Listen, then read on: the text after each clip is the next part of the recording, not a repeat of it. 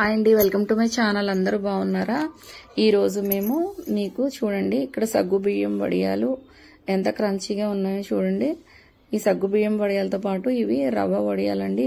ఇవి ఉప్మా రవ్వ అంటారు కదా, బొంబాయి రవ్వ. ఆ రవ్వతో చేసిన వడియాలు. మీకు పర్ఫెక్ట్ కొలతలతో ఎలా చేయాలో చూడాలంటే ఇంకెందుకు ఆలస్యం, రండి మనం పూర్తి వీడియోలోకి వెళ్ళిపోదాం.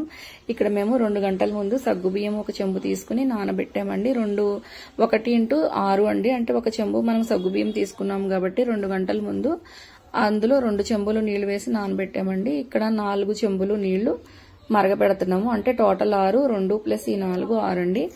ఇక్కడ చూడండి, మేము చిల్లీ ఫ్లేక్స్ అంటే నేను మిక్సీలో కొట్టి ఉంచాను ఎండుమిరపకాయలు, ఇందులో ఉప్పు వేసి ఉంచుతున్నాము. ఎండుమిరపకాయలు రోస్ట్ చేసి వేయాలండి చిల్లీ ఫ్లేక్స్, అవి మేము ఇంట్లో తయారు చేసాము. అవి వేసి సరిపడా ఉప్పు వేసి ఇందులోనే కొంచెం అల్లము, జీలకర్ర, అలాగే పచ్చిమిర్చి పేస్ట్ చేసి ఉంచామండి. ఆ పేస్ట్ కూడా వేస్తున్నాము. కొద్దిగా కారానికి సరిపడగా వేసుకోండి, అంటే మనకు సగ్గుబియ్యం ఉడకడానికి కొంచెం టైం పడుతుంది. అవి ఉడికిన తర్వాత చూడండి, ఇక్కడ రవ్వ కూడా సేమ్ ఒక చెంబుతో రవ్వ తీసుకున్నాము.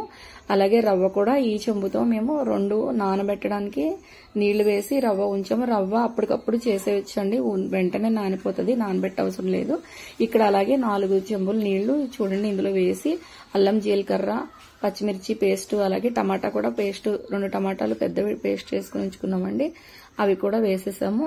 ఇప్పుడు ఈ రవ్వ 2 చెంబుల నీళ్లతో కలిపి ఉంచాం కదా, అప్పటికప్పుడే రవ్వ కలిపేసి వేసేసాం, ఎందుకంటే రవ్వ తొందరగా ఉడికిపోతుంది. సగ్గు బియ్యం మాత్రం 2 గంటల ముందు నానబెట్టుకోవాలండి, ఇంకా ఈ రాత్రి అంతా అవసరం లేదు. చూసారా, ఇది రవ్వ తొందరగా ఉడికిపోతుంది, మనకి ఆలస్యం ఉండదు, మళ్ళీ తొందరగా గట్టిగా అయిపోతుంది. అందుకనే ఇప్పుడు పైన తీసుకెళ్లి చూడండి మేడ పైన ఒకళ్ళేమో సగ్గు బియ్యం వడియాలు వేస్తుంటే 2 రవ్వ వడియాలు వేసేసాము, ఎందుకంటే రవ్వ మళ్ళీ గట్టి పడిపోద్ది కాబట్టి త్వరగా వేసేసాము. చూడండి, ఇది మేము రవ్వ వడియాలేమో క్లాత్ మీద వేసామండి. అలాగే ఈ సగ్గు బియ్యం వడియాలు అయితే మేము ప్లాస్టిక్ కవర్లో వేసుకున్నాము. మీకు ఏది అందుబాటులో ఉంటే దాంట్లో వేసుకోండి. చూడండి, ఇలా ఎండ ఎక్కువగా ఉందని మాకు కట్టెన్లాగా కట్టేసుకుని మళ్ళీ వేసేసుకుంటున్నాము, ఎందుకంటే చాలా చూడండి అప్పటికే గట్టి పడిపోతుంది సగ్గుబియ్యం. అది మేము ఇలా వేస్తున్నామో లేదో. సగ్గుబియ్యం వడియాలు అయితే మాకు సాయంత్రానికే చూడండి కవర్లో వేసాం కదా, చాలా బాగా అంటే వచ్చేసాయండి. కవర్లో వేయడం వల్ల బాగా ఆరిపోయినాయి, వచ్చేసాయి.